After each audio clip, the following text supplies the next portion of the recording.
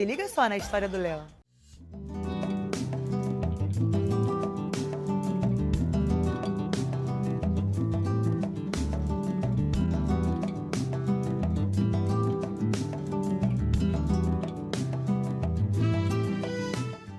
Bom dia, favela! Hoje nós estamos aqui na Ilha de Paquetá. Você sabia que na Ilha de Paquetá também tem favela? Nós estamos aqui diretamente da favela do PEC para conhecer uma história de inspiração e superação.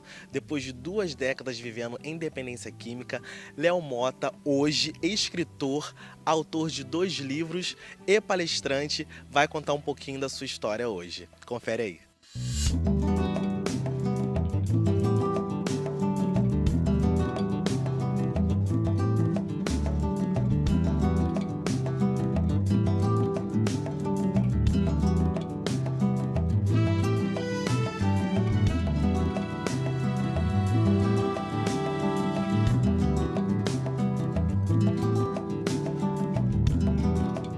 Pelas ruas do Rio de Janeiro, cidade maravilhosa.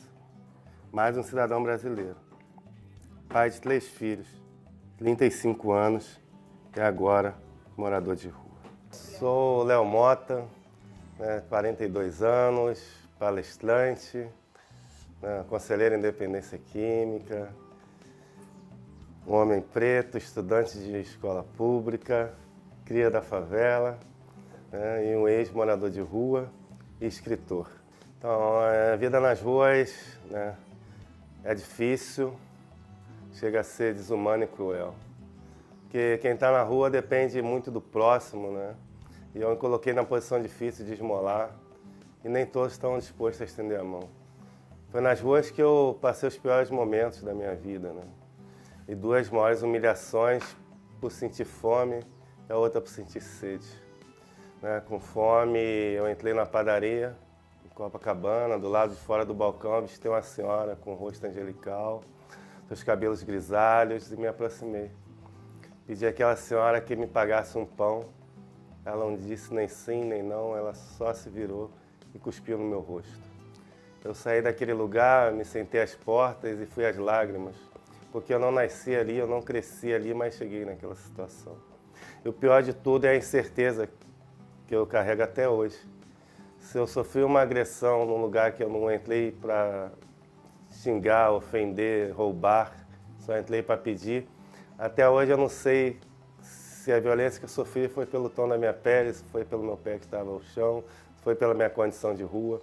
Então a situação de rua ela fere muito e machuca, Porque falta tudo e muitas das vezes o básico, que é uma alimentação, e o principal de tudo, o acesso à água potável. Eu iniciei nas drogas aos 14 anos, era no horário do recreio, numa escola pública, onde ao meu redor os meninos da mesma faixa etária falaram que era bom, eu acreditei, e embarquei no uso das drogas. E ali foi um verdadeiro casamento com aquelas substâncias. Eu iniciei aos 14 anos na maconha, em seguida o álcool. Aos 17 eu me encanto pela cocaína e aos 21 eu me entrego e se instala a dependência química na minha vida. Minha chegada na faixa adulta já foi com grande sofrimento. Foi uma das maiores perdas da minha vida quando eu perco um filho assassinado pela mãe com 5 meses de vida. A comunidade que eu nasci e cresci até hoje você não encontra psicólogo. Ali também não tinha muito ombro amigo para chorar, mas tinha um ponto de venda de drogas. Eu já era um jovem predisposto ao uso, foi onde eu mergulho, para tentar preencher um vazio. E no auge do sofrimento eu aceito ajuda. Porque de um lado está em alguém para ajudar, do outro alguém aceitar ser ajudado. O que me faz sair das ruas foi o sofrimento. Chega um dia que eu cansei de sofrer. Eu não nasci ali, não cresci ali e eu não tinha que aceitar morrer naquela situação.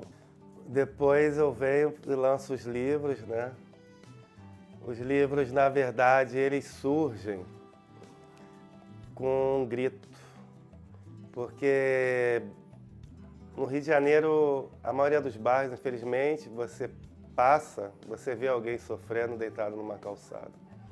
mas você nunca se depara com alguém que saiu daquela realidade. E existem muitas pessoas que estão dando a sua volta por cima. Os livros, ele nasce a partir de uma página que eu criei na rede social. Essa página, o primeiro dia teve 10 seguidores, o segundo 20 seguidores, até que eu me encoraje e ponho uma foto minha real no uso do crack e também em situação de rua e relato de como eu cheguei naquela situação e de como eu saí. Essa página, com menos de 10 dias, chegou a 30 mil seguidores. E uma das seguidoras hoje habita o meu coração e vive ao meu lado. E a outra seguidora me deu a ideia de transformar aquele relato em capítulos e um livro. De início, eu não acreditei que seria possível, né? Infelizmente, a cultura e a literatura e esse sonho de se tornar autor ainda era muito distante na comunidade que eu cresci. A comunidade hoje ainda eu sou o único autor ali. Mas aceitei esse desafio de escrever a minha história. Hoje eu sou embaixador de um projeto, né? O projeto Menina, Moça, Mulher, que foi um convite, quando surgiu, muito mexeu comigo, porque eu escrevi sobre uma mulher em situação de rua, né? E a mulher que eu escrevi em situação de rua, eu comecei a escrever justamente porque ela me mostrava onde a Maria da Penha não chega. Era uma mulher que sofreu diversos abusos nas calçadas, estava ao lado de um companheiro, que depois eu vim entender, por mais que ela apanhava desse companheiro, ela relatava que quando ela estava com ele, ela só apanhava dele e não corria o risco de ser estuprada por 3 homens, como já foi nas ruas. E que nenhuma das gestações dela foi acompanhada. E eu falava, poxa, a unidade de saúde ela é aberta para todas. Por que você nunca buscou saber pelo menos o sexo dos seus filhos? Ela falava que as mulheres que eram atendidas naquele posto de saúde que ela procurava tinham até calcinha. Ela é uma mulher em situação de rua que faltava tudo.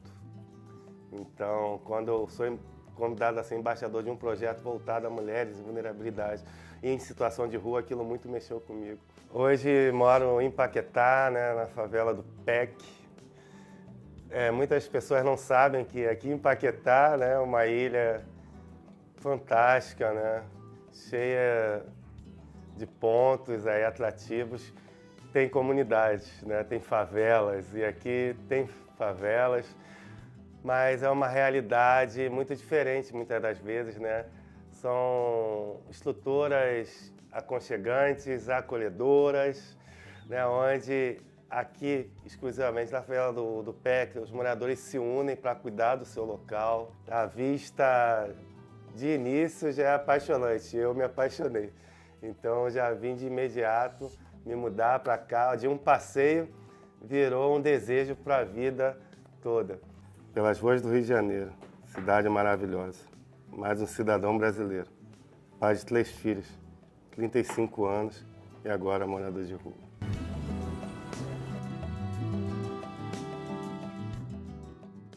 Léo, é muito bom te ver ganhando visibilidade pelo seu trabalho, viu? É super importante e representativo demais sua escrita. Muito obrigada.